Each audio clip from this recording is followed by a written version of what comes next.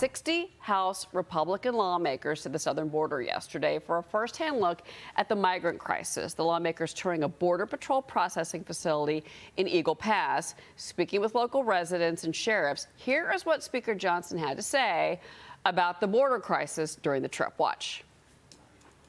America is at a breaking point with record levels of illegal immigration. And the situation here and across the country is truly unconscionable. We would describe it as both heartbreaking and infuriating. Our communities are overrun. We have local resources that are being strapped. We have lethal drugs that are pouring into our country at record levels. And it's in less than 3 years that President Biden took office that this has happened. It is an unmitigated disaster, a catastrophe. And what's more tragic is that it's a disaster of the president's own design. Meanwhile, on Capitol Hill, negotiators, they resumed negotiations in person on border policy talks yesterday. Negotiators returning from holiday recess early to get these talks started. I want to bring in Center for Immigration Studies Senior National Security Fellow and author of Overrun, How Joe Biden Unleashed the Greatest Border Crisis in U.S. History, Todd Bensman. Todd, good morning. So one of the things that I guess I should not be surprised, but you have to point out that the Border Patrol officers, they moved the migrants away from where those House members and Mr. Johnson were, so that they were out of camera shots. And you know, Speaker Johnson did point that out, that they moved the migrants away to try and not have that camera moment.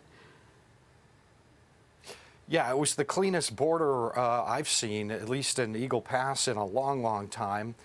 And I did talk to one of the congressmen who was with that delegation, who went into one of the very large, soft-sided Border Patrol processing centers. It had 5,000 in it last week and had 11 in it when the delegation came through. So that just tells you one thing, which is that when the administration really wants to shut down the border and clean it up with Mexico, they certainly can.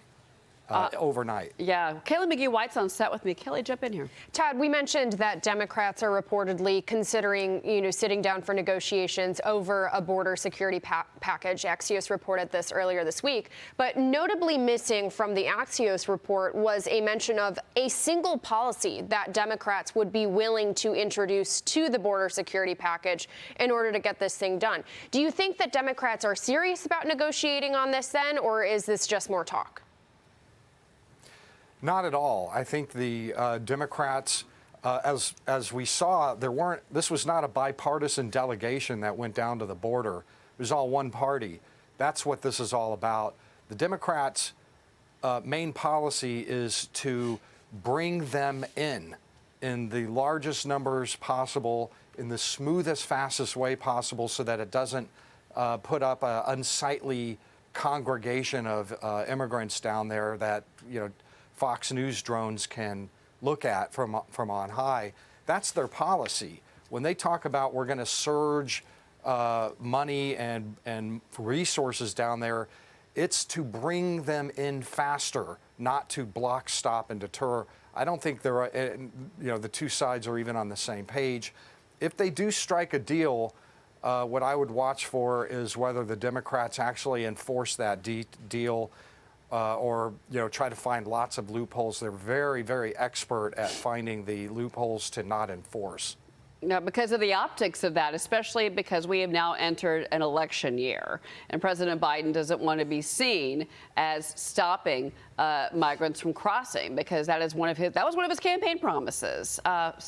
Even though he's added to the border wall, the House Homeland Security Committee announcing it will hold its first impeachment hearing into Homeland Security Secretary Alejandro Mayorkas next week. So Mayorkas was trying to push some of the blame for the migrant crisis onto Texas Governor Abbott yesterday, calling him out for busing migrants to sanctuary cities. So here's what he said. Watch this. We have one governor in the state of Texas who is refusing to cooperate with other governors and other local officials and coordinate efforts to address a challenge that our country, which this country should stand united to address that our country is facing. And it's a remarkable failure of governance to refuse to cooperate with one's fellow local and state officials. Todd, react to his comments, but also I want to get your take on these impeachment proceedings moving forward on Mayorkas and if there's a there.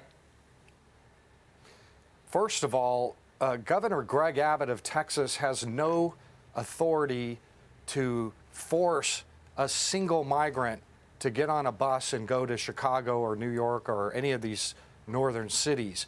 100% of everyone on those buses got on those buses voluntarily because Texas just offered a free bus fare. That's really all this is a free bus fare program. So it's a complete misnomer that a Texas governor is sending, I'll put that in air quotes, anybody to any city. That's number one. Number two is the total number of immigrants that are voluntarily getting on these buses for the free fare are minuscule, fractional, compared to the total numbers that are going on their own volition and finding and paying for bus fares.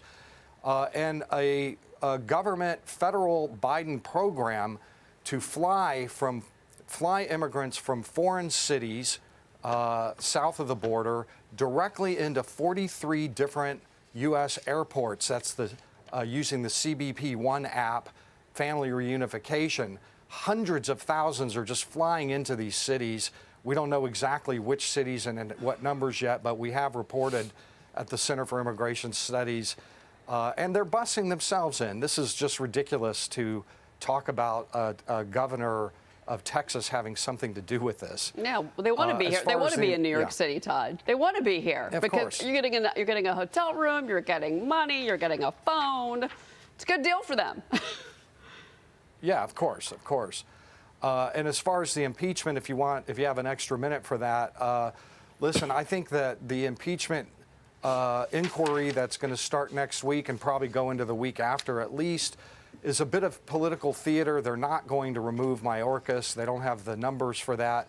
But I do think that there is a public benefit to be had from this, an important one, and that is an inquiry would produce new information about why this administration did this to the country, why they have facilitated a mass migration of historic proportion for 3 years. Some of the media in this country have, in my opinion, purposefully suppressed this news. Often when they do cover it, they answer, the 4 W's, who, what, where, but never why. We still don't know why they're doing that, and I'm really hoping that the impeachment hearings will give us some insight into, why are they doing this really? Bringing people to the public hearing. That's a great point. That is a great point. Todd Bensman, thank you for that. Appreciate you joining us this morning.